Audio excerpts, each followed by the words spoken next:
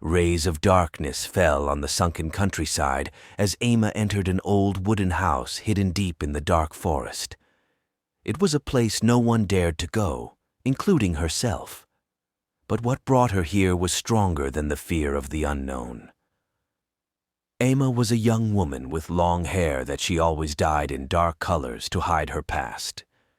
She wore dark clothes everywhere and surrounded herself with dark colors, as if she was trying to escape from the world that once hurt her so painfully. Her life was full of secrets and fear, and the old house was the only place she could find a brief shelter. The house was old and crumbling, the windows were broken, and the door hung on only one hinge.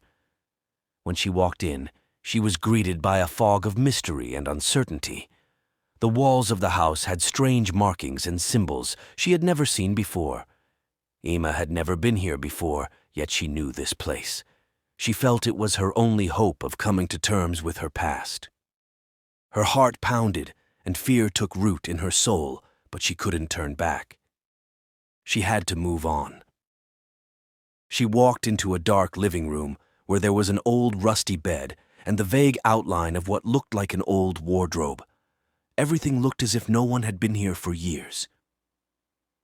As Emma walked on, she felt someone watching her.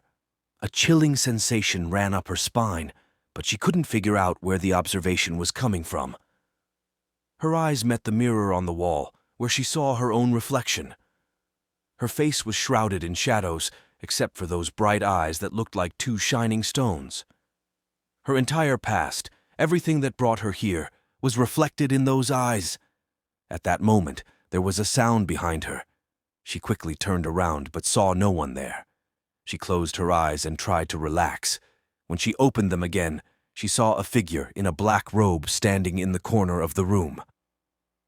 "Who are you?" she asked with tension in her voice. The figure just stood in the shadows, its face covered by a hood. She couldn't see her eyes or face.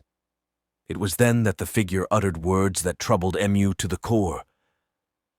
"Did you come for forgiveness?" the figure asked quietly.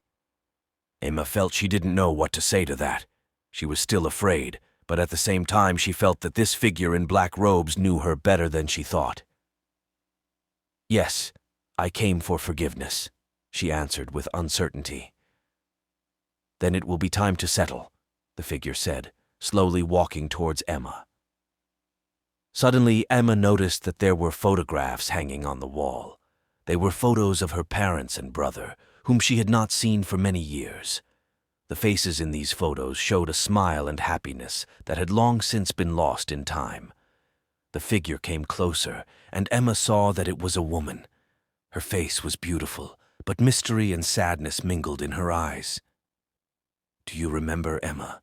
Do you remember who I am?" Emma thought about her words. This woman had some connection to her past, but she couldn't remember where she had seen her. And then it dawned on her. It was her mother, whom she hadn't seen since her childhood days. Her mother had died in an accident when she was only 10 years old, but now she stood before her alive and real. "Mom," Emma whispered with tears in her eyes. The mother just nodded and hugged her. Her hug was warm and comforting, and Emma felt like someone finally understood her. "Mom, what's going on here? Why are you here?" The mother let her go and sat on the bed. She looked directly into her eyes and began to speak. "This place is a time bridge, Emma, a bridge between the past and the present. Your father was a bad man, your brother suffered at his hands, and I tried to protect you both.